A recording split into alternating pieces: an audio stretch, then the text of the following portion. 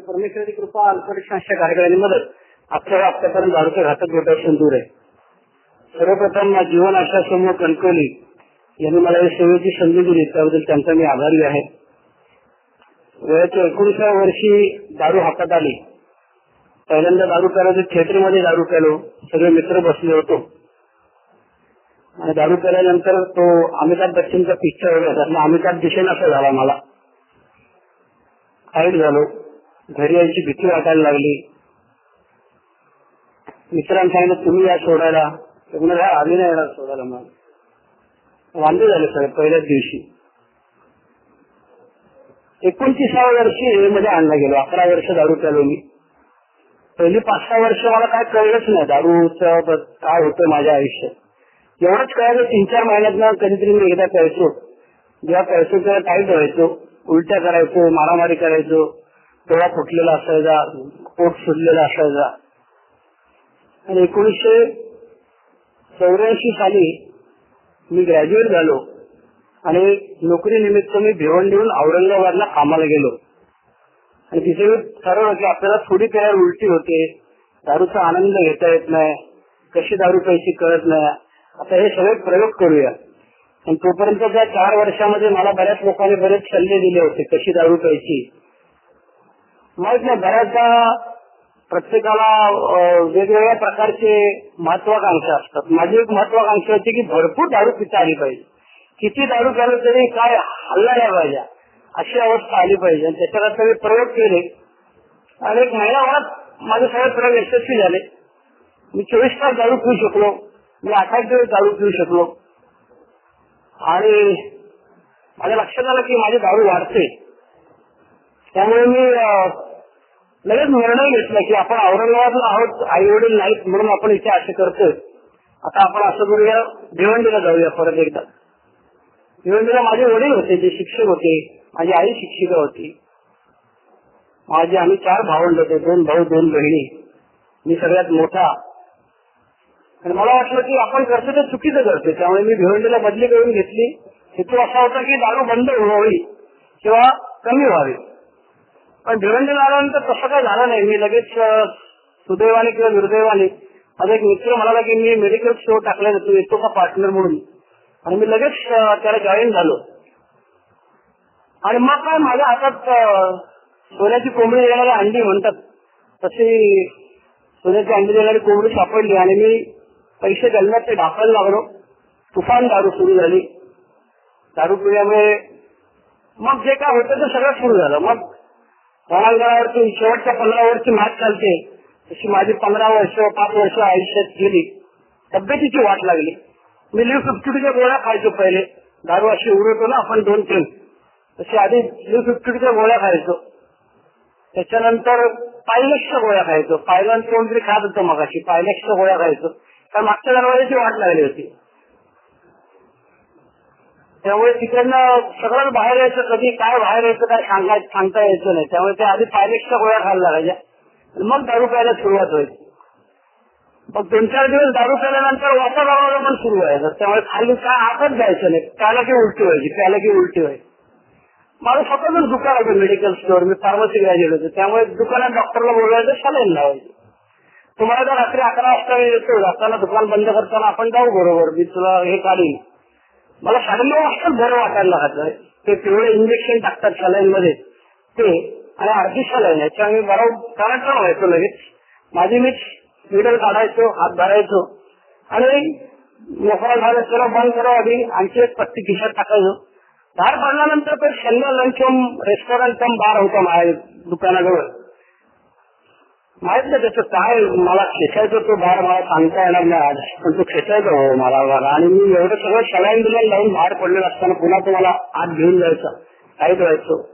म्हणजे आई मला कधी कधी संध्याकाळी घ्यायला यायची दुकानामध्ये, वडील यायचे, आजी यायची, बहीण यायची. मग ह्या सगळ्याला शिक्षा व्हावी म्हणून मी त्यांना एसटीने नेता ट्रक यायचो मुद्दाम, असं वरती पाय करून चढायला लागायचं. त्यांना वाटायचं की याला रस्त्यात कोणतरी भेटतो म्हणून हा खायत होतो. वस्तुस्थिती अशी होती की मलाच पैसे असायचे होऊन विकायचं. दारू पिण्याने तब्येत गेली, पैसे गेले, अर्थात धंदा गेला. पाठवून हाकलला दारू पितो म्हणून. मित्रांनी हाकलला, चारी बाजूने कोंडी झाली. जास्त वर्णन करत नाही, वर्णनातलं आता विश्लेषणाकडे जायची वेळ आलेली आपली. आणि हैराण झालो मी स्वतः. मला कोणतरी एक मित्र होता हर्षद गोहिल नावाचा, तो म्हणाला की सगळं तेरा भाग बहुत खतरनाक है, इसके ऊपर कुछ तो इलाज करना मांगता है, आपण सायकेट्रिस्ट को जाके पूछेगा. आणि मला ती सॉलिड कल्पना आवडली की वडिलांवरती इलाज करण्यासाठी डॉक्टरकडे गेलंच पाहिजे आपल्याला. मी म्हटलं चल जाऊया. आणि मग त्यांनी माझा सगळा इतिहास डॉक्टरला सांगून ठेवला होता की हा 10वीला शाळेत पहिला आला होता, चांगला होता, अमुक आहे तमुक, जे काय सांगायचं त्याला सांगितलं. आता सध्या याची दारू पिऊन काय काय धमाल चाललेली आहे ते सांगितलं. माझं सुदैव की पहिल्या दिवशी डॉक्टरने सायकेट्रिस्टने पुढच्या बाजूला टेस्ट पेपरवर औषधं लिहून दिली, ब्लड टेस्ट करायचे ते लिहून दिलं. आणि मागच्या बाजूला अट्टल बेवडा अल्कालिक सलावास, नववार शाळा, मंगळवार शनिवार संध्याकाळी 7:30 वाजता बेवडली, ऍड्रेस लिहून दिला. दिवस होता 15 जून 1989. मी म्हटलं हा बेवड्यांच्या वेटिंगला मी नाही जाणार, तुमचा बेवडा थोडी यार. मला दारू बंद नव्हती करायची, मला दारू कमी प्यायची होती. शेवटी विल पॉवरवर दारू बंद करायचा प्रयोग केला, हात मोडला, फ्रॅक्चर झाला. मला वाटलं आता उजवा हात गळ्यात पडलाय त्यामुळे दारू बंद होईल. सिगरेट पेटवता यायची नाही, म्हणजे अशी काहीतरी मातीस पेटवायचं वगैरे काय काय गंमत जम्मत चालायची. आणि शेवटी मला तो मित्रच मला म्हणाला चल गया क्या उधर, तर म्हटलं नाही यार उधर क्या जाएगा शर्म आता यार, चल बोले मैं आता तेरे साथ. आणि त्याने मला बाहेर धरून आणला मिटिंगला. आणि मला भलतच काहीतरी ऐकायला मिळालं यार. इथे प्रत्येक जण स्वतःला बेवडा म्हणत होता. शेवटचा दारू प्यायची अशी ते डुप्लिकेट खालून असं मारायचं तो वेटर आणि उडायचं. मला वाटायचं की ती डुप्लिकेट मुळे टाईट झालो. तिथे सांगितलं पहिला वेळ घातच. बऱ्याच गोष्टी नवीन होत्या माझ्या दृष्टीने. मला काहीतरी वाटलं, मी शिक्षकाचा मुलगा असल्यामुळे आणि वक्तृत्व स्पर्धा राबवल्यामुळे मला वाटलं इथे बहुतेक वक्तृत्व स्पर्धा आहे, छोटे लोक या लल्लू पंजे आपण इसके साथ सामने बहुत भारी बात कर सकता है. आणि म्हणून मी येत राहिलो. मंगळवार शनिवार 2 मीटिंग केल्या. नंतर परत टाईट झालं 15 दिवसांनी. टाईट झाल्यानंतर मग कळलं की वो दोनों लोग बोलकर इसको सुनना पडेगा आपल्याला. त्यामुळे तुमची माझी जन्मजन्मांतरीची ओळख असल्यासारखं मी इथे येत राहिलो. निवडणुकीच्या 2 मीटिंग मंगळवार शनिवार. आणि बाहेर मीटिंगला जायला लागत होतो, कल्याण, ठाणा, डोंबिवली. आता 19व्या वर्षी दारू सुरुवात केली, 29व्या वर्षी मध्ये आलो. आणि आता 53-54 वर्ष पूर्ण झाली. या 24 वर्षात आलेले अडथळे सांगायचं तर मी 5-5 वर्षाचे 5 टप्पे केलेले आहेत. आणि ते मी सांगण्याचा प्रयत्न करीन. साधारणपणे स्पीकर म्हणून बोलवलं जातं, त्याच्या स्टोरीमध्ये काही असं चटकदार लागतं, चमचमीत लागतं, तर त्याला बोलवलं जातं. मी खरा बदली कामगार आहे. हा इतर वेळी उठवलेला स्पीकर आहे. तर माझ्या स्टोरीमध्ये बाईची लफडी, पैशाची लफडी असं चटचटीत चमचमीत काही नाही. मी आपले फालतू अनुभव सांगण्याचा प्रयत्न करेन. माझा जे काय आहे ते बघा तुम्हाला कितपत नाही आवडलं तर त्याने मला सुपारी दिली, त्याला घरून कोच का तुम्ही, त्याला काय पुछत माणूस आणून ठेवलं आमच्याकडे. आता काय बाहेर साहेब बोलले एवढे चमकदार, त्यामुळे माझं शेअरिंग पुछत होण्याची शक्यता आहे. तर माझं जे काय आहे ते मी सांगण्याचा प्रयत्न करतो तुम्हाला. मी वेळेमध्ये आलो आणि मी म्हटलं हे शाळेत तेच लोक परत बोलतात यार, त्यांचं काय स्पेशल क्वालिफिकेशन आहे काय. ते म्हणाले काही प्रोग्राम घेतलाय म्हणजे त्या मला कुठे मिळतो प्रोग्राम, हा मी पण घेतो. मला वाटतं काउन्सिल घ्यायची तशी प्रोग्राम घ्या, ऐकाय नाही काय. तुम्हाला ते पहिले 100 दारू आणि पुस्तकात लिहून ठेवलंय. म्हणजे कुठे आहे हे काय म्हणाले. ते हरिभाऊ होते आमच्या ठाण्याला, त्यांना सांगितलं हे पुस्तक पाहिजे. ते म्हणजे 26 रुपये दे. लगेच कपाट उघडून पुस्तक दिलं. 9ची मीटिंग संपली, घरी 10:30ला पोहोचलो. 10:30ला वाचायला सुरुवात केली, 3:30 पर्यंत वाचून झालं रात्री. मी बेवडा काय झालं तर तुम्हाला कळलं असेल. बरेच लोक म्हणतात की आम्ही दारू पिऊन बेवडा झालो. माझा अनुभव मात्र वेगळा आहे. मी चक्कर होतो पहिल्या वर्षी, सुदैवाने दारू हातात आली तर काय 2 बिन हातात आली असती, चरण गांजाला असं ते झालं असतं. मला काहीतरी व्हायचं होतं आणि माझ्यामध्ये सगळे बाम भरलेला होता, वापस फक्त लावायची बाकी होती. आणि मी म्हटलं हे प्रोग्राम झाला 100 दारूने काय लिहून ठेवतं कळलं. तुम्हाला कसं नसतं ते 4थी पायरी लिहून काढायची असते. म्हणजे काय उसने क्या बडी बात आहे यार. मला काल मला माझ्या मित्राने विचारलं काय रे तुला इथे बघितलं कोणाचं तुला लाज वाटणार नाही का. म्हणजे ह्याच्यात काय लाज वाटायची म्हटलं. अरे मला तुझे शिक्षक वडील तू एवढं शिकलेला अमुक म्हणजे अरे इथे जो येणार आहे तो त्याच करायला येणार आहे ना. तो पण त्यामध्ये झाडाखाली बसलेला आहे, तो काय मला बोलणार म्हटलं. तेव्हा मला 4थी पायरी लिहिताना फार त्रास काय झाला नाही. तर मी बेशान होतो. जरा घर घेऊन काढला सगळ्या. इनिशियल स्पॉन्सरने शेंडी लावली, स्पॉन्सर शोधला. आणि विश्वनाथ गुरुजींकडे हे सगळं बाळ घेऊन गेलो मी ठाण्याला एक दिवस. म्हणजे तुम्ही माझ्या आमच्याकडे घाबरले, तुम्हाला ऐकू एकदम काय तू कशाला करता काय सांगशील की नाही म्हणलं. ते अर्ध्या गोष्ट वाचून दाखवायचे आणि मी वाचायला सुरुवात केली. माझा आवाज इतका मोठा आहे, बॉम्बला मला म्हणायचे ती त्यांची बायको. आणि ते वाचायला लागलं तर अशा सुरणाला उडायला लागला, म्हणाले थांबता आपण शेजारच्या रूम मध्ये जाऊ. आणि ते सगळं त्यांनी ऐकलं. त्यांनी सांगितलं की हा प्रयोग नाही, एक चांगला प्रयोग होता. तुझी काय स्टोरी लिहिलीस की एक मुक्त होण्याचा हा एक चांगला प्रयोग होता, त्यातून तू यशस्वी झालेला आहेस. फक्त थोडाफार बदल करायला लागेल. मला काय बदल करायला लागेल? मी रिझाइनमेंटच्या यादीमध्ये पहिलं नाव लिहिलं होतं वडील, आणि मग वडिलांबद्दल 10-12 पानं लिहिली होती फुल स्टेपची. परंतु हे लिहिलेच तर बरोबर आहे, पण ते ही वडिलांची इन्व्हेंटरी आहे. म्हटलं म्हणजे काय? म्हणजे वडिलांनी स्वतःची जर चौथी पायरी लिहिली असती तर हे काय झालं असतं ते हे आहे मला. तर ते आपल्यासाठी नाही म्हणायचे, आपल्याला आपल्या बाजूचा रस्ता साफ करायचा. वडिलांची इन्व्हेंटरी नाही लिहायला सांगितलं आपल्याला, तर तुझी इन्व्हेंटरी परत लिही म्हणाली. ते परत सगळं बसले लिहून काढले. रिझाइनमेंट, माझं रिझाइनमेंट आई वडील साहेब शेजारी पार्टनर हे सगळे रिझाइनमेंट मी लिहून काढल्या. सेक्सची भानगडी ज्या काय होत त्या पैशाच्या भानगडी होत्या त्या लिहून काढल्या. मुक्त झालो. आणि आंतरिक प्रवासमध्ये जो आनंद म्हणतात की खरं डोक्यावरचं ओझं उतरवल्यानंतर बरंच काही मुक्त झाल्यासारखं वाटतं, तसं मला वाटायला लागलं. आणि मग मी शाळा झालो. मला वाटायला लागलं की आधी आपल्याला सब समज घ्या. त्यामुळे आणि एवढ्यामध्ये एवढ्यावर हुशार असतात सगळे. ते कोणाला बरोबर पुढे ढकलायचं त्याला माहित असतं. हा कोकण जरा जास्तच बोलतोय त्यामुळे ढकलायला पुढे. त्यामुळे मग रोगावरती बोलायला, चौथ्या पायरीवर बोलायला, इंटरव्ह्यूवर बोलायला मी सुरुवात केली. आणि मला असं वाटलं ह्या सगळ्यांपेक्षा मी वेगळा आहे, शाळा आहे. त्याचा फुगा फुटला काही दिवसाने लगेच. फुगा फुटतो, दारुड्याचा फुगा फुटायला काही वेळ लागत नाही. कारण सोवळीचा पहिला वाढदिवस झाला. आता मला याचं लग्न करून टाका, कारण माझे वडील मला त्याचा मला अनुभूती झालेली आहे.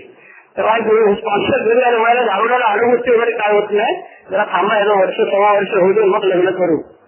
आता माझ्या स्पॉन्सरने सांगितलं की ज्या मुलीचे लग्न करशील तिला सांगून लग्न कर, की मी दारू पितो, मी याच्या मिटिंगला जातो आणि मी गेलो नाही तर दारू पिली. याला असं सांगितलं कोण मला लग्न करेल. तेव्हा नाही झालं तर मग बघू आपण काय सोय करायची मी सांगेन तुला म्हणाले. तर सगळ्या सोयी मला आधीच माहित होते, कारण माहित नव्हतं बिचारायला. आणि मग मी त्याप्रमाणे सांगायला सुरुवात केली. 2-3 प्रयोग झाल्यावर मग एका मुलीने आधी नाही सांगितलं, नंतर हो सांगितलं की माझी आज बायको आहे. आणि हे सगळं करत असताना लग्न झाल्यानंतर मग वडील म्हणाले आता दणदणीत लग्न करून टाकू आपण. लोकांना कळलं पाहिजे सरांच्या मुलाची दारू सुटलेली म्हणून. म्हणजे एवढी सराला खाले तर सरांनी पैसे खर्च करावे, मला काय संबंध म्हटलं. मी रजिस्टर लग्न करणार आहे म्हणे.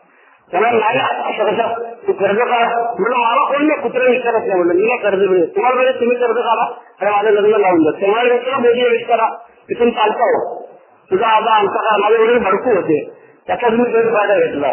उचला येणं गोष्ट चालू करा. तोपर्यंत मी धंदा बंद करून छोटासा धंदा घरात चालू केला होता. आणि माझ्या वडिलांवरची खुन्नस आणखी वाढली माझी. हे माझ्याकडे नवीन खुन्नस, ओल्ड टायमरवरची खुन्नस. त्याच्या वाढदिवसाला 200 माणसं येतात, आपल्या वाढदिवसाला 250 आले पाहिजेत. अशा नव्या खुन्नस घेऊन मी माझ्या आयुष्याची सुरुवात केली. त्याचा प्राण झाला पुढे. आज मी मागेवरून बघतो तेव्हा मला वाटतं की कदाचित जरा मी थोडं नंतर घेतलं असतं तर चित्र वेगळं दिसलं असतं. पण हे आता दाखवायला विषय असतं तर मग तसं झालं. पण मग मी ते आव्हान स्वीकारलं. जागा शोधली, गावाबाहेर जागा शोधली. गावाबाहेर जागा शोधल्यानंतर मला बायको सफर साखरपुडा झाला होता. ते सासरे आमचे बिचारे डेंगा डब्बा टोपीवरील साधा माणूस होता. ते हात जोडून उभे राहिले, म्हणाले जावं बापू आम्हाला कळलं की तुम्ही ते तिकडे लांब जागा घेताय तर आमची इथे त्याच्या अलीकडे थोडी जरा जागा आहे तर तुम्ही तिथे राहायला आलात तर बरं पडेल. म्हणजे तुमची स्वतःची जागा आहे का. तर मला आमची भाड्यानेच जागा आहे. म्हणजे तुम्ही किती भाडं भरता. त्याला 60 रुपये भरतो आम्ही महिना. तर मात्र मित्र उभाच करायचं. मी 100 रुपये देईन तुम्हाला भाडं. काय माल होता मला. मला जावयाला बाप हाकलून देतोय आणि जावयाला घेतोय ते जागा देतोय. जावयाला एवढा माल होता. ते म्हणाले ठीक आहे हरकत नाही. आणि मी त्यांच्या जागेमध्ये राहायला सुरुवात केली. धंदा बदलला, धंद्याचं लायसन्स काढलं नवीन आणि वडिलांवरची खुन्नस वाढली. पण माहित नाही इथे एच्या मीटिंगमध्ये येत राहणं हे मात्र मला ते पटलेलं होतं. त्यामुळे गेल्या 24 वर्षामध्ये मी कधी एच्या मीटिंग मधला गायब झालेलं नाही. मध्येच गायब झाला आणि मग परत आला आणि मग काहीच झालं नसल्यावर शेअरिंग करायला सुरुवात केली. असं काय कधी मी केलं नाही. त्यामुळे इथे जेव्हा मी राहायचो पण पैसे जेव्हा आणले असायचो डिक्शनरी उशाला घ्यायचो, कारण या महिन्यात उशी घेतली, या महिन्यात कुकर घेतला, कोणाकडनं याच करून सप्रेम भेट भांडण नाही, त्यामुळे सगळेच वांदे होते. मग या महिन्यात पगार झाला की कुकर घेतला, गॅसची टाकी नव्हती, गॅसचा नंबर काय लगेच लागायचा नाही. तेव्हा मला आईला जाऊन सांगितलं, आई वडील यायचे नाही, आईला जाऊन सांगितलं गॅसची टाकी देतो, तुझ्या बापाला तू विचारायला घेऊन जा, माझं काय म्हणणं नाही, मी द्यायला तयार आहे. बापाशी बोलायची की आपली इच्छा नव्हती, वडिलांनी दिला कदाचित माहित नाही मला, पण माझी इच्छा नव्हती, माझी मान ताट होती, त्यामुळे मी आपण नाही जायला बाप के पास वापस कुछ भी. आणि हे चालू राहिलं त्याच्यावर फार त्रास झाला. राहायची जागेचे वांदे होते, लग्न झाल्यानंतर बाकी सगळं वांदे होते. आणि हे करत असताना आईचे आणि बायकोचे संबंध, आई येत नव्हती पण कधीतरी यायची आणि ती सर म्हणायची, वडाला जाऊ आपण म्हणायची, बायको माझी वडाला हे काय म्हणलं ते फेऱ्या फेऱ्या मारायचे, म्हणजे असं त्यांनी आले नाही करत. ते मला काय पटत नाही, हा बाबा 7 जन्म वगैरे काय पाहिजे नको, पण तोपर्यंत तिला कळलं होतं हे पापाचं पिक्चर काय आहे, ते आपल्याला वाटलं होतं ते, आणि वस्तुस्थिती वेगळी आहे, तुम्हाला असं येणार नाही. मग तिची ती परंपरागत अपेक्षा आणि हिचे उद्रेक, हिचा हे करायचं, त्याच्यात माझं मरण व्हायला लागलं. पण सुदैवाने त्या एकत्र झालं आणि मला कळलं होतं की मी चांगला मुलगा नाही झालो, एकदम चांगला नवरा व्हायचा प्रयत्न करायला पाहिजे. आणि आई आणि बायको या भांडणामध्ये मला कच्युमर होण्याची शक्यता आहे. कच्युमर म्हणजे मी दोघींपैकी एखादा कुठून जाणार ते मला माहित होतं. त्यामुळे मी शांतपणे आईला सांगितलं की मी काय तुझ्या आता बाजू घेणार नाही. ते म्हणाले अरे मेल्या तुझा सगळा मद्यपात काय ते दारुडे पण मी काढलं आणि ही भवानी आत्ता आली आणि हिला सगळं आयतं मिळालेलं आहे आणि सगळ्यांनीच लग्न झालं होतं. पण माहित नाही का 5 वर्षामध्ये मी अल्पनिशाच्या मीटिंगमध्ये रडलो, मला पैसे नाहीत म्हणून रडलो, माझे असंख्य प्रॉब्लेम्स होते. माझ्या स्पॉन्सर बरोबर बसून मी बऱ्याचदा सॉल्व्ह करायचो. चौथी पायरी 200 रुपये देऊन काढली. त्यामुळे पहिली 5 वर्ष गुलाबी ढगातली अडचणी होत्या. या अडचणी 3 प्रकारच्या असू शकतात. एक म्हणजे देवदत्तची या सगळ्या नॉर्मल माणसाच्या आयुष्यात सुद्धा येतात त्या अडचणी होत्या, काही मी निर्माण केलेल्या होत्या आणि काही अडचणीला खरंच काही कारण नव्हतं. त्या अडचणी होत्या असं मला वाटायचं. आज वयाचं मला किती संधी होती देवाने दिलेली. त्याच्यामुळे मी पुढे पुढे जात राहिलो. मी इंग्रजी माझं वाचन करायला लागलो, इंग्लिश लिटरेचर वाचायला लागलो. तर मला नंतर कळायला लागलं की 5 वर्षानंतर मला हे नुसतं मीटिंग नाईट सगळं झालं होतं. नाईट विजिल, अल्काट्रॉन, चौथी पायरी, स्पीकर, याची सगळ्याची मला ते नशा येईन अशी झाली. मला सुरुवातीला नशायचे, विशेषतः बाळाबापड्या समोर असलं की छेव येतं शेअर करायला, तर ते सगळ्यात मी पलीकडे गेलो आणि मला आता किक येईन अशी झाली. दारूला किक लागते, दारू पित असताना किक होती. सोबराटीत जर किक मिळाली नाही तर मजा येत नाही. मग काय पुढच्या मग तो पुढे उडी मारतो, सर्व्हिस मध्ये उतरतो वगैरे कसं काय काय म्हणतात. मला काय ते दुसरं जमलं नाही. माझ्या स्पॉन्सरने मला झालं पहिले एक ठेवली, बाद मी आगे देखा जायला. आणि मग मी या पुढच्या 5 वर्षामध्ये स्वतःचं वाचन जे केलेलं होतं, एक अंशोपेज, त्याच्यानंतर डॉक्टर बाब पाकिस्तान, सगळी पुस्तकं मी वाचली आणि मी एक वेगळ्या ग्रुपमध्ये गेलो आणि तिथे जे कोणी ओळखा त्याला सांगितलं की मला तुम्ही 6 आठवडे द्यायचे, दर आठवड्याला मी अर्धा पाऊण तास तिथे शेअरिंग करणार आणि या विषयावर शेअरिंग करणार. आणि मी सगळ्या पुस्तकांवर अगदी लुईस रिमेंबर्स वरती पण अलानामध्ये जाऊन शेअर केलं. माझा प्रचंड फायदा झाला. माझ्या त्या वाचल्या बोलण्यामुळे इतरांचा फायदा झाला होताच. त्यांचं इंग्रजी असल्यामुळे मराठीत कोणी सांगायचं नाही. मी सलग पान नंबर धरून पहिल्या पानापासून शेवटच्या पानापर्यंत ही स्टोरी 6 आठवडे सांगितली. तरी ते संपलं ना, 2 वर्षात ते सगळं संपलं. परत मला हे इंटरेस्ट टिकून ठेवायचा म्हणजे काय, मला कोणीतरी सांगितलं की ते विनायक सिनियर होते आपले त्यावेळेला पुण्याचे, ते रत्न म्हणून काहीतरी वाढदिवसाला घेऊन द्यायचे.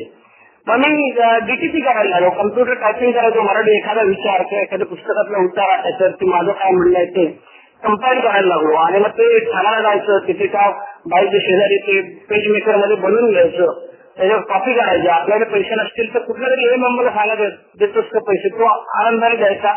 झेरॉक्स करायचे 100 रुपये, कुठल्या तरी मीटिंग मध्ये जाऊन वाटायचा.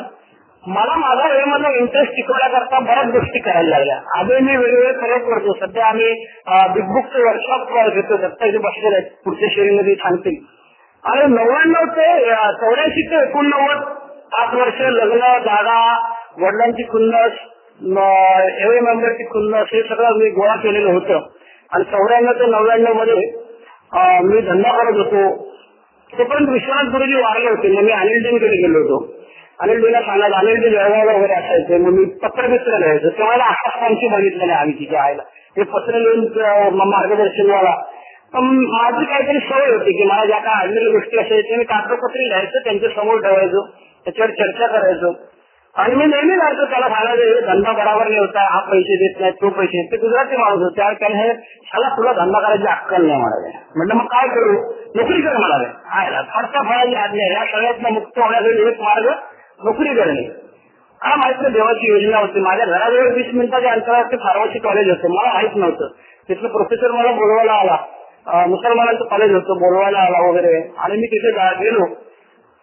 मी हळूहळू धंदा कमी केला आणि नोकरीमध्ये पूर्ण वेळ झालो.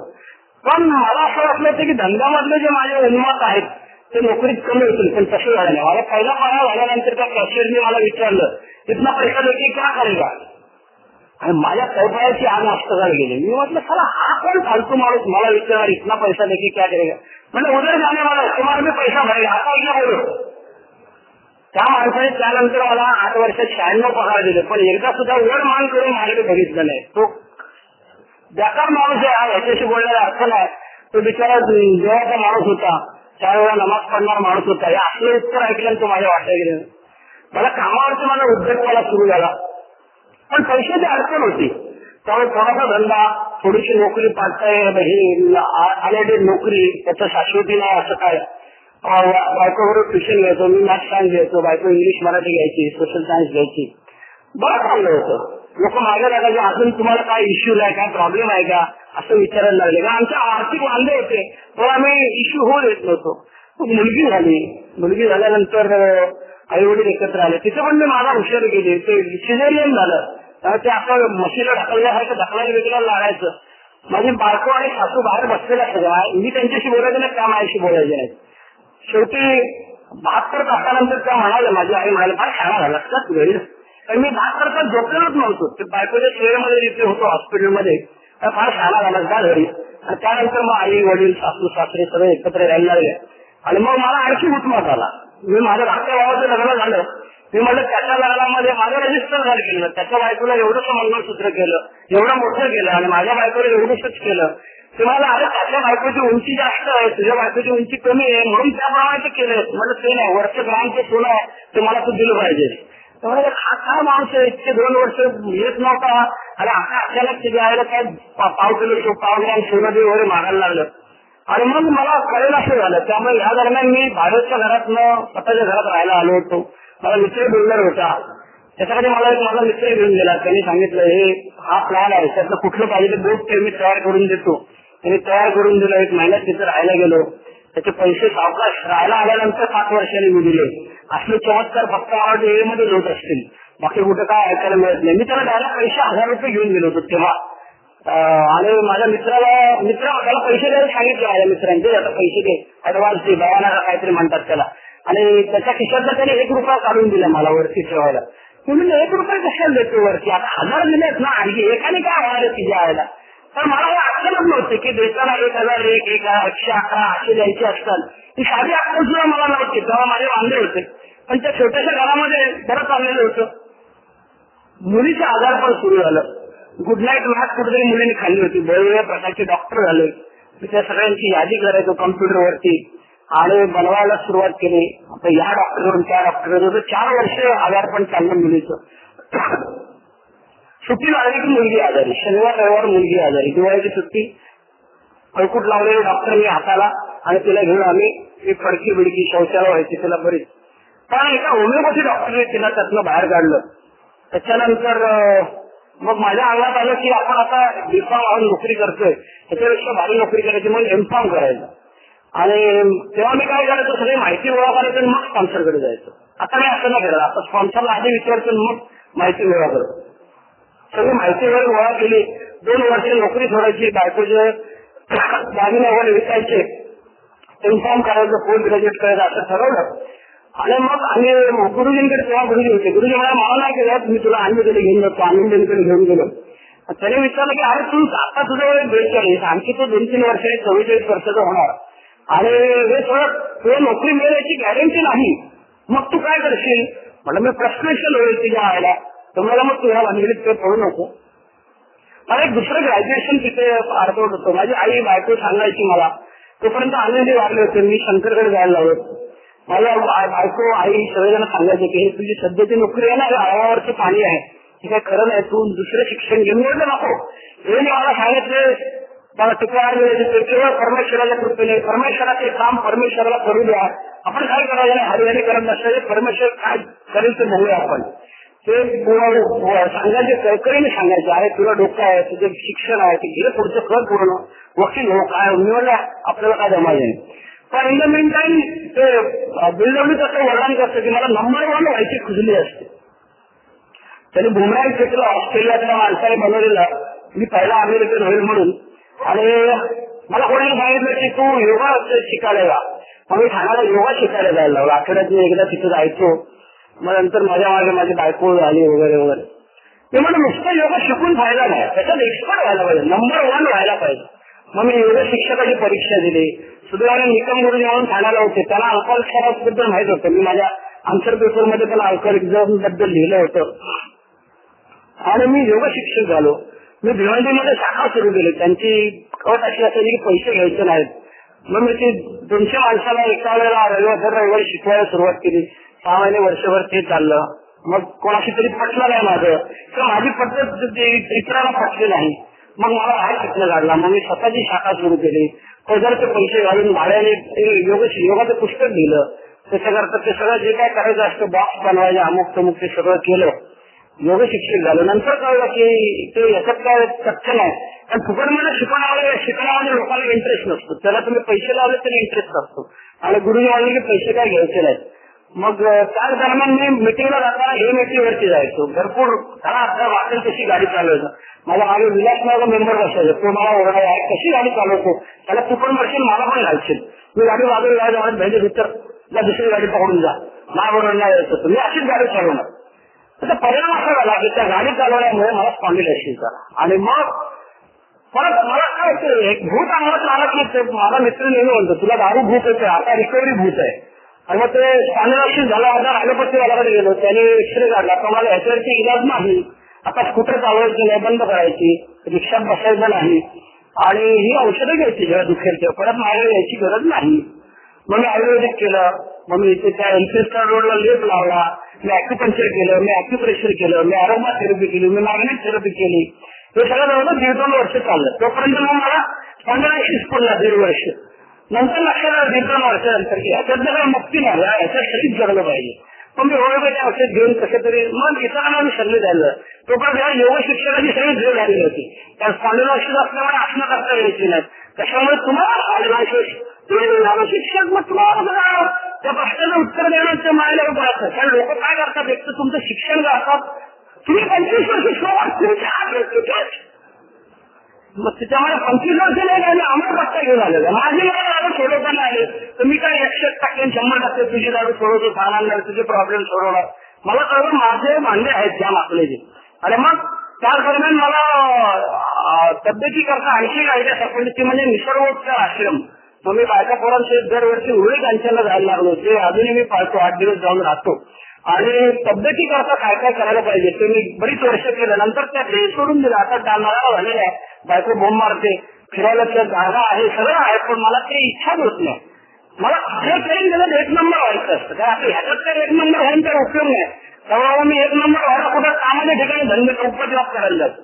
या दरम्यान पुढच्या 5 वर्षात म्हणजे 1999 ते 2004 मध्ये माझं छान चाललेलं होतं. आधीच्या 5 वर्षामध्ये योग शिक्षक झालो, राहायला जागा होती, पैसे होते, मुलगी झाले, ह्या होत्या, बरं चाललं होतं. नॉर्मल वाटतं ना, म्हणजे असं नेतृत्व बाईची लपडी केली, पैशाची लपडी केली, मार खाल्ला, हे नंतर करणं असं काही नव्हतं. पण मला चाललं होतं. मी मिटिंगला येत होतो, हळूहळू वर्ष वाढत होती, हळूहळू आर्थिक परिस्थिती बदलत होती, मनस्थिती जरा बरी झालेली होती. आणि मग 2099 ते 2004 या 5 वर्षाचा आढावा मी बघायला गेलो, काय अडचणी आल्या. तर पहिली गोष्ट म्हणजे माझं नोकरी केली. 8 वर्षानंतर मला सांगितलं उद्यापासून यायचं नाही कामावरती. आणि तोपर्यंत मी त्याला हे नाही मस्तपैकी किती कामं करत होतो, ट्रस्टिंग करत होतो. कोणीतरी म्हणायचं देवाचं काम आहे, पुण्याचं काम आहे. मला वाटायचं या पुण्याच्या जोरावर परमेश्वर आपल्याला बनेल पुढचं पण. परमेश्वराला शिव्या दिल्या, कामसरला दिल्या, हे विनम्र दिल्या. आई आणि बायको मोठ्या गावाकडे आला भासूर होत्या. तेव्हा तुम्ही भिकार एवढंच म्हटलं तर अरे आम्ही थोडं बोलून सांगत होतो या नोकरीचं काय खरं नाही, दुसरं शिक्षण घे. मग ते दुसरं शिक्षण घेतलं, ठाणा कोर्टात वकिली करायला लागलो. आता 44 वर्षी ज्युनियर वकील म्हणून गेल्यावरती त्याचा पानफळा आनंद द्यायला लागायचा मला. पण माझं जाम सारा साठ जायचे तिच्या मायला की त्याचं पानफळा आणून देताना मी तोपर्यंत दारू बंद केली, सिगरेट बंद केली, नॉनव्हेज बंद केली, पैशाची लफडी नव्हती, बाईची लफडी नव्हती. चिडायचं कधी कधी त्याला हे मला हिजडा बोलायला काय घात करू देत नाही, चौकटीमध्ये राहायला शिकवते. पण ती नोकरी केल्यानंतर मी सगळ्याला शिवाय दिल्या, परत बसून राहिलो. तर स्पॉन्सरने विचारलं बायकोने आता किती दिवस बसून किती दिवस राहणार, काय करायचा काय विचार काय केलाय. मग हळूहळू परत काढायला लावलो. त्या दुसऱ्या डिग्री घेतली, त्याचं पोस्ट ग्रॅज्युएशन पूर्ण केलं. त्या 2 वर्षात मी खूप नम्र होतो, कारण खायचे वांदे होते, बायको समोर आवाज करायची हिंमत नव्हती. मग मी ट्युशन घेतलं. मी मास्टर असल्यामुळे केजी पासून पीजी पर्यंत सगळे ट्युशन घेतले मी. आणि खूप ऐकायचो, खूप वाचायचो, स्पॉन्सरचं ऐकायचो. आणि तोपर्यंत मी सुनीलकडे गेलेलो होतो. आणि मग मला असं वाटायला लागलं की काय परमेश्वर परीक्षा बघतो ना, त्याला एवढी वर्ष सोबरायची काय अर्थ नाही. पण नंतर मला असं वाटायला लागलं की दर 5 वर्षात हे काहीतरी फटायला परमेश्वर माझ्या आयुष्यात सोडून देतो. मी शिक्षण घेतलं. मी त्या दरम्यान सॉफ्ट स्किल शिकलो, कम्प्युटर शिकलो, ईमेल आयडी मला माहित नव्हता तो शिकलो. त्याच्यानंतर एका वेळेनंबरच्या बरोबर त्या कंपनीमध्ये कामाला इथे इन्क्वायरी ऑफिसर म्हणून लागलो, त्याच्याबरोबर जायचो. तुम्हाला असं द्यायचं की ठीक आहे हे दिवस जातील, दिस टू शॅल पास. मला वाटतं सगळं परवाचे चुके यार, कोणाला पण काय पण देतो. ते परवा आलेला माझा स्पॉन्सी तुम्हाला विचारतो पैसे कुठे इन्व्हेस्ट करू, मी 1 लाखाची पॉलिसी घेऊ का 5 लाखाची घेऊ. आणि इथे माझे त्याला खायचे वांदे असायचे, बायको पुढे आवाज नसायचा. मला परमेश्वर पण झाला काय करतो भांग पिऊन बसलेलं आहे. त्याचं काय अकाउंट मध्ये व्हायरस शिरलेला दिसतो त्याच्या कम्प्युटरमध्ये. मला भाऊ डिप्रेशन मध्ये गेला इन द मेन टाइम. त्याचं लग्न झालेलं होतं, मग त्याला डॉक्टरांकडे गेलं. त्याच्यानंतर मी छोट्या बिल्डिंग मधून मोठ्या बिल्डिंग मध्ये राहायला आलो. कर्ज काढलं नाही, लोन घेतलं नाही, जेवढे पैसे होते तेवढ्यात बसेल एवढं गणित बनवलं आणि केलं. पण नंतरच्या 5 वर्षामध्ये हे सगळं नम्रपणा वगैरे झाला. आणि मग मला परत नव्याने नोकरी मिळाली. नव्याने नोकरी मिळाल्यानंतर मग परत माझा उपमास सुरू झाला. मग ज्या बायकोचं एवढे दिवस ऐकायला लागलं तिचा त्याच्यानंतर काहीतरी वादावादी झाली. हात धरला आला की खेचली तिला आणि भिंतीवरती ठोकल्या गेल्या, ते डोकं आपडलं तिच्या वगैरे. ती काय बोलली नाही, हात जोड रडत बसली. काय विषय होता मला आठवत नाही. अर्धा रस्त्याने मला मी आता पोलीस स्टेशनला जाते. वकील आहेस ना, 498 कलम शिकवतो ना लोकांना. आता मी दाखवते तुला 498 डोमेस्टिक व्हायलन्स म्हणजे काय दाखवते. मग माझं 26 मतं बाकी होती फक्त, बाकी काय. कारण हे मध्ये शाळा एवढी इज्जत आणि काय होते दोनपाळे वाचले नाही. तर शाळा हा ते मारे इशारा मारतो त्या मायला, ह्याची चड्डी कधी काढायला ते बघूया आपण. मग ते सगळे खरे आपण वाट लागेल आपली. सुदैवाने माहित नाही तिचा भाऊ आला. तो म्हणाला अहो काय कर तुला काय समजकाल पोट आणलेला नाही, आपण थोडं देखील तिरुपतीला देण्यात दिलाय. स्पॉन्सरने सांगितलं तिला सॉरी म्हण. मी स्पॉन्सरला SMS पाठवतो सॉरी. तुम्हाला आहे तुझ्या मला नको पाठवू SMS, तिथे जाऊन पाय धरतो. माहित नाही ते झालेला मोठा वादाचा शेवटचा. त्याच्यानंतर मला कळलं की आपण साहेबापुढे बायकोपुढे हुशारी करू शकत नाही, आपले जाम वांदे होतात.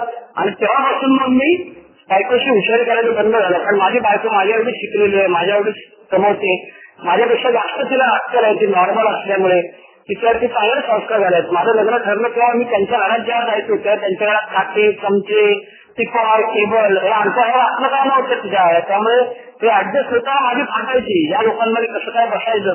पण ते हळूहळू जमलं. आणि मग नोकरी करायला लागलो. दुपारची संध्याकाळची नोकरी असायची. 4 वाजता सुरू आणि 1 वाजता घरात निघायचं आणि रात्री 10 वाजता परत यायचं. मिटिंग नाही. मग मी फोन करायचो मिटिंग संपल्यावर 9 वाजता अर्धा दिवस नंबर मला माझ्या शोधायचं कळलं. आणि मग मला कळायला लागलं की काहीतरी आपण करायला पाहिजे. बायकोचं भांडण झालं, पैसे जरा आर्थिक संतुलनाची बरी व्हायला लागली, पैसे यायला लागले.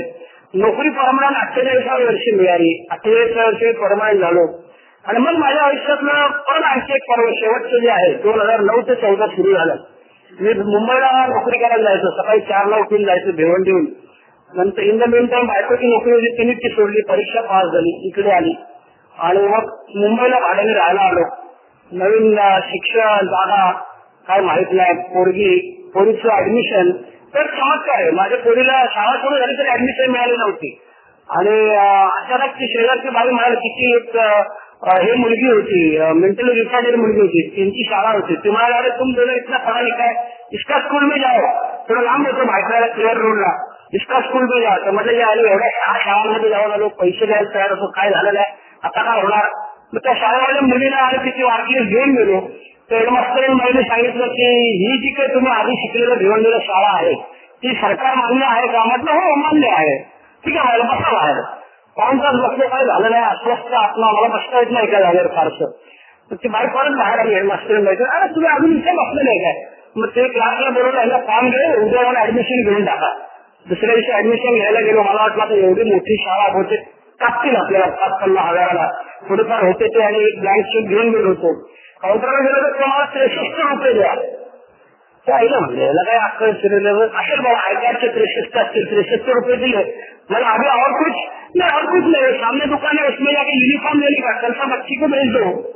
बट और कुछ तो नहीं, हम लोग बेनिफिशियल वाला कुछ लेते नहीं है, गवर्नमेंट एडेड स्कूल है, इसके लिए कुछ देना नहीं पड़ता है. आयला जाम खुश झालो. त्याच्यानंतर बायकांना गोड्याला राहायला आलो. मुलगी तिथे जवळच्या शाळेत, मी त्या शाळेमध्ये 3 जाऊन आलो. मी त्यांना म्हटलं अरे समोर कॉलेज होता, मी प्रिन्सिपल आहे, मला आज कसं जायला नाही, मला अंदर जाण्याची परमिशन नाहीये. शाळा सुरू झाल्यानंतर 15 दिवसांनी मी त्या मॅडमला जाऊन भेटलो. म्हटलं असं असं आहे. तेव्हा एवढं आहे, एका बाकावरची 2 मुलं बसतात, तुमच्या मुलीला 3री बसायला लागला आहे काही इंटरेस्ट सांगा. म्हटलं चालेल. घराजवळच्या शाळेत आलो. मुलीने सुदैवाने शिक्षण घेतलं. भिवंडीपेक्षा मुंबईमध्ये फॅसिलिटी जास्त होत्या. 12वी सायन्स पास झाली, आज पुण्याला शिकायला आहेत. आणि हे सगळं मुलीचं असतं. मी काय नाही केलं. बायको क्लास शोधायची, मला फक्त शेवटी एक पुरुष माणूस लागतो पैसे भरायला, म्हणून मला पाठवायचे. बाकी माझं कर्तृत्व काय नाही. पोरांच्या यशाला आपलं यश जोडायचं आणि टाळ्या मिळवायचं, याच्यात त्या अर्थाने मला कळलं मी मूर्ख माणूस आहे. आणि मग माझ्यावरती ऑफिसमध्ये जबाबदाऱ्या मिळाल्या. ऑफिसमध्ये जबाबदाऱ्या म्हणजे मी ते प्रिन्सिपल 2दा झालो मी मोठ्या छान कॉलेजेसमध्ये. पण तिथे फार मारा होते. मला लोकांनी सांगितलं की आता तुम्ही पैसे मिळायचे, मोठेपणा मिळायचा, सत्ता असायची. पण तरी देखील माझ्या मित्रांनी मला सांगितलं in the main time me PhD झालो. महाराष्ट्रामधला ए मेंबर मी दुसरा पीएचडी झालेलो. त्यामुळे त्याच्याबद्दल मला इन्क्रीमेंट मिळालं, कौतुक झालं. आई माझ्या आर्थिक केली, पोवायने वगैरे. बायकोने काय केलं नाही. बायको मला काय बरं आहे ते आहे तर बरं आहे. आईने आपल्याला 4 रुमाल बाजारात आणले ते केले. इन द मेन टाइम वडील वाढले. वडिलांची सेवा करायची थोडीफार संधी मिळाली. खुन्नस बरीच कमी झाली. वडील वाढल्यानंतर 15 दिवसांनी आई आजारी पडली. तिला कॅन्सर डिटेक्ट झाला. टाटा हॉस्पिटलमध्ये नेलं. मग ती जागा मला जी दिलेली होती ती खाली करायला लागली, म्हणून जवळपासच्या जागेमध्ये राहायला आलो. आईला जवळ पडावं टाटा हॉस्पिटलला, म्हणून आईची सेवा करायची संधी मिळाली. आईला हवं तर कसं करायला दिलं मी. आईची इच्छा होती की माझ्या धाकट्या बहिणीला सगळं मिळावं, पण तिच्या नवऱ्याशी प्रॉब्लेम चालू आहेत. इकडे मला खुन्नस होती, पण माझ्या स्पॉन्सरने मला सांगितलं तिला जे करायचं करू दे.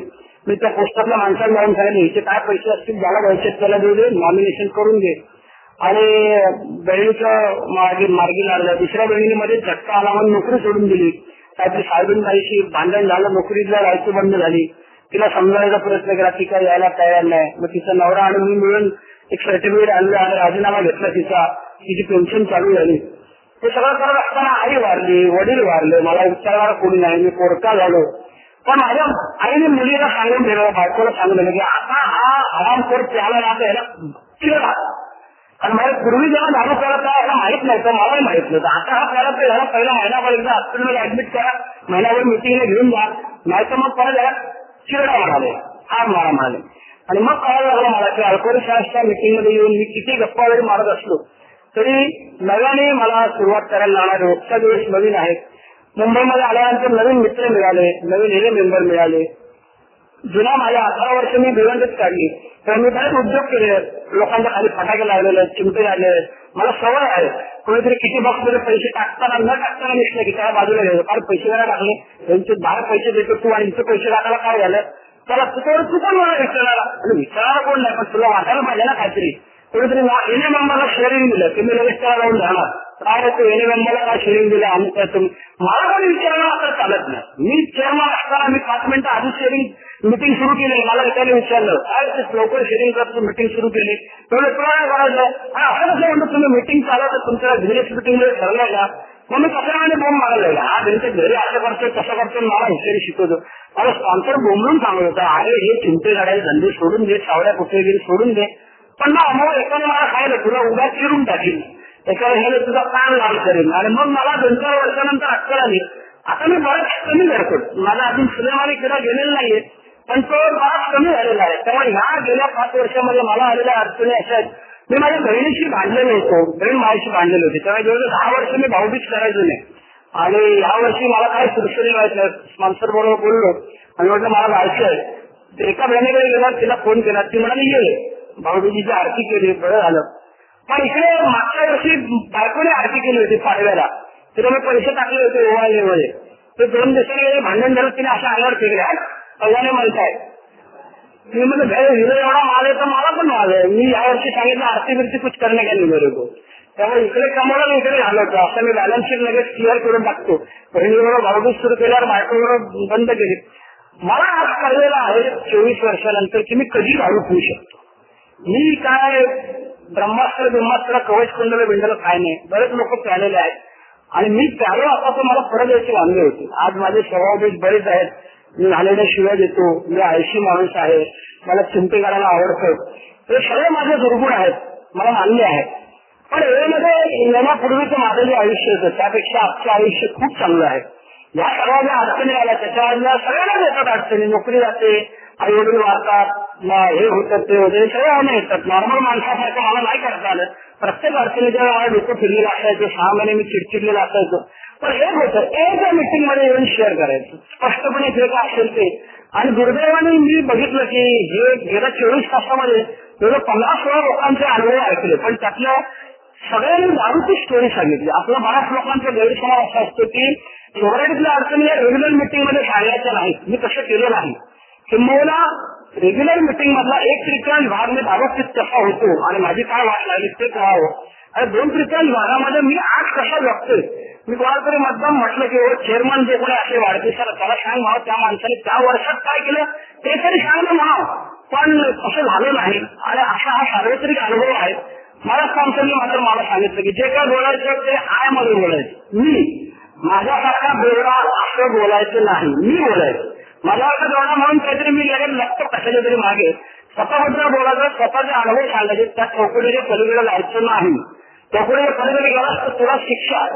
अरे मग कोणतरी म्हणतं चिरडून टाकेन, फाडून टाकेन, कान लाल करेल, त्याची मला हळूहळू लक्षात यायला लागला की माझ्याकडनं अपेक्षा आहे. मी फार शहाणा असा तर भाग नाही, माझी काय अचिव्हमेंट नाहीये, पण त्या माझ्या वर्षांकडे आलेला न्यूकमर एका विशिष्ट आशेने बघत असतो. आणि मी कशा तरी चक्रमसारखा वागलो तर अल्कोहोलिक अनॉनिमस मध्ये जे म्हणतात की वी लीड बाय एक्झाम्पल, आम्ही आमच्या अनुभवातून लोकांना सांगतो. असं मी करतो का असं स्वतःला प्रश्न विचारतो. त्यामुळे गेल्या 5 वर्षामध्ये आलेल्या अडचणी, त्याच्यावरती केलेली मात, अजूनही बरेच प्रॉब्लेम्स आहेत. मी रडत असतो, मला पेन्शन नाही, मला मुंबईत राहायला जागा नाही, मला मुलगा नाही, एकच मुलगी आहे, तर रडायला बघायला तर बरीच कारणं आहेत. पण पूर्वीपेक्षा खूप बरं चाललेलं आहे. दारू पीत नाही, दुसरी काहीही भानगड नाही, पैशाची भानगड नाही, बाईची भानगड काय मी केलेली नाही.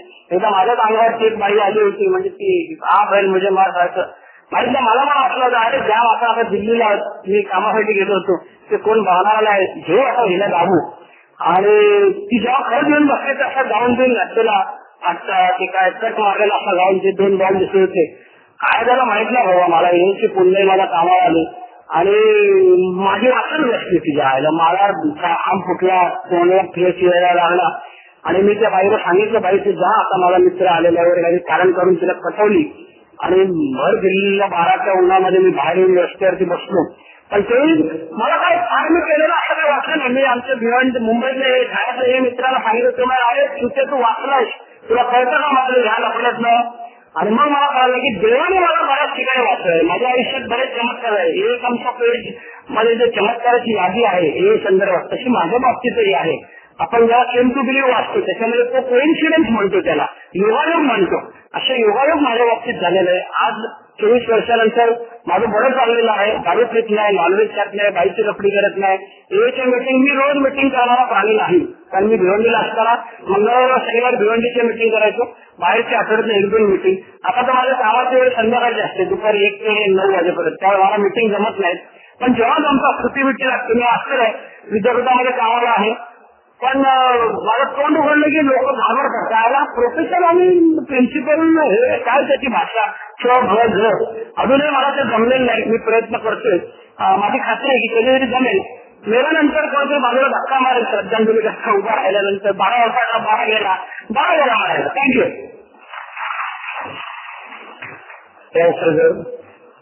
मागच्या अनुभवात काय समजलं